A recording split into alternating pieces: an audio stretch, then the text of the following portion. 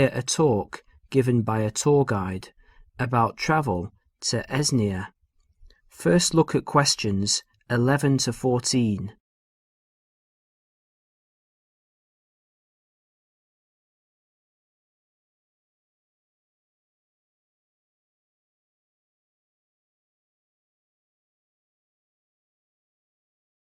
As you listen to the first part of the talk, answer questions 11 to 14. Hello everyone. As you know, this agency has specialized in tours and independent travel to Esnia for over 20 years. It's a magnificent place to visit, but it's not always as easy or as comfortable as it might be. So this tour is designed to help you handle the bureaucratic hassles and give you time and energy to enjoy the beauty of this breathtaking country. The first hassle is visas. Nowadays, Esnian visas are needed by almost all nationalities. The normal visa lasts for just 90 days, but a renewal is possible.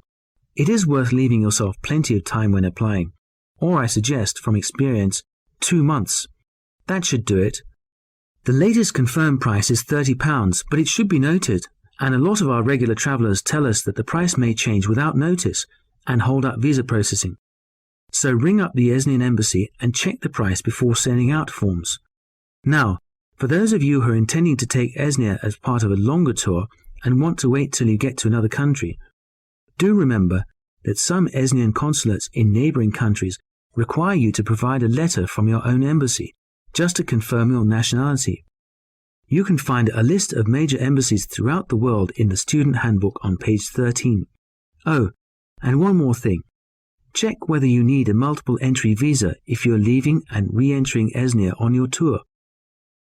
Before the talk continues, you will have a chance to look at questions 15 to 20.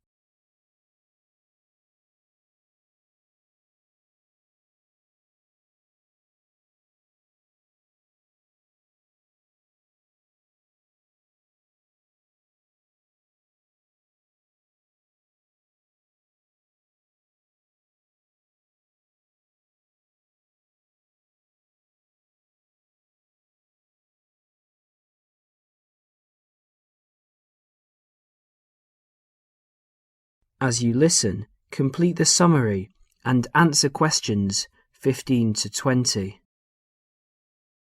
Now, some miscellaneous general advice. Firstly, if you're rich enough to bring in over $1,000 in cash or traveller's checks to Esnia, you need to fill in the currency form. Don't forget this. You could get into trouble if you do. You must declare all of your items and more expensive items, such as video cameras, on a tourist export form, which you can arrange to carry in advance. Regarding health regulations, although Esnia is becoming a generally healthier country with every passing year, neighbouring countries remain cautious with regards to health standards there, and therefore it is worthwhile carrying a health certificate. The one you need is the BM276. Now all of you here are students, and there will be plenty of concessions for young people travelling in Esnia. The Esnian Transport Authority, for example, issues a special youth fare card which you can get in any railway station. Just show your international student card. Information about getting this is in the handbook, and give 2 passport photos. And by the way, because there is so much bureaucracy in Esnia, we advise you to take at least 12 passport photos with you. They're not always easy to get done there. Finally, a bit more about currency. Pounds won't get you very far in Esnia these days, so they're no good. We advise people to carry either yen or Australian dollars. US dollars are starting to cause difficulties because of political disputes. Another surprise is that credit cards are virtually useless because of fraud scandals. Do carry traveller's checks, but we advise medium denominations. Large denominations increase the likelihood of theft, and small ones increase commission charges. Now, as I mentioned earlier, this student handbook has a wealth of information.